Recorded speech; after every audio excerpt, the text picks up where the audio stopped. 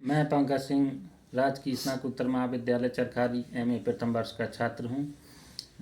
आज हम आपको मोहम्मद गोरी, जिसको शहाबुद्दीन गौरी कहा जाता था, आज उसके समय के आक्रमण जो भारत पर हुए उनके बारे में कुछ बिंदुओं पर चर्चा करेंगे। मोहम्मद गोरी जो था, ये इसका जन्म 1149 ईस्वी के लगभग हुआ था तथा इसके पिता का नाम बहालुद्दीन शाम प्रथम था, जो अपने भाई का एक प्रमुख सेनापति हुआ करता था मोहम्मद गोरी। तथा ये अपने भाई जो एक अफ़गान सेनापति था, उसके कहने पर भारत में प्रवेश हुआ, यहाँ पर आक्रमण किए।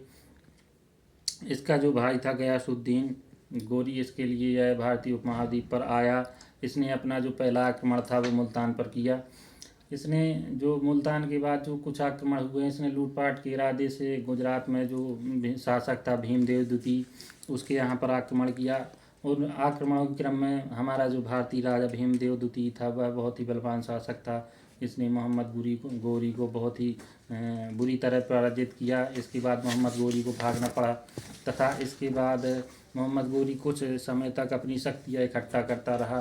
इसके बाद इसने जो इसकी मुख्य लड़ाइयों में गिना जाता है वो भारत के दिल्ली के सम्राट पृथ्वीराज चौहान के साथ इसके दो जो मुख्य युद्ध हुए, उनको मुख्यतः इतिहास में बहुत ही महान कारणों में माना जाता है, जो कि भारत में मुस्लिम शासन स्थापित करने के कारण माने गए।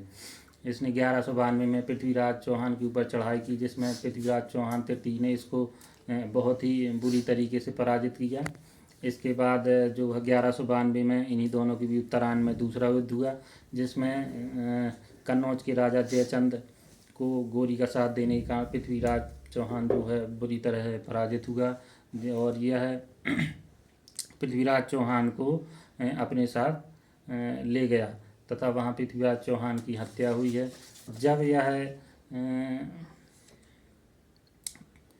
पृथ्वीराज चौहान की हत्या करी तथा इसके बाद जब यह 1192 की लड़ाई जीतकर इसने मुस्लिम शासन को स्थापना पर बहुत बल दिया तथा मुस्लिम शासन जो था यहीं से मोहम्मद गोरी को ही माना जाता है, जहाँ से कि भारत में जो हिंदू सम्राट थे या हिंदू राजा थे, उनके शासन को कम करके मुस्लिम शासन को स्थापन किया। मोहम्मद गोरी जब भारत छोड़ के चला गया, इसने यहाँ शासन तो किया नहीं था, तब इसका जो एक गुलाम था कुतुबुद्दीन ऐबक नाम का, वह इसको दिल्ली की गद्दी सौंप कर चला गया तथा जब 1206 में यह मध्य पूर्वी एशिया में लौट रहा था, तब यह किसी झेलम नदी के किनारे अपनी नमाज अदा कर रहा था। तब वहाँ जनजातियों ने अपने राजा की क्षति करने के कारण क्रुद्ध होकर इसके ऊपर आक्रमण किया तथा इसकी वहाँ हत्या हो गई।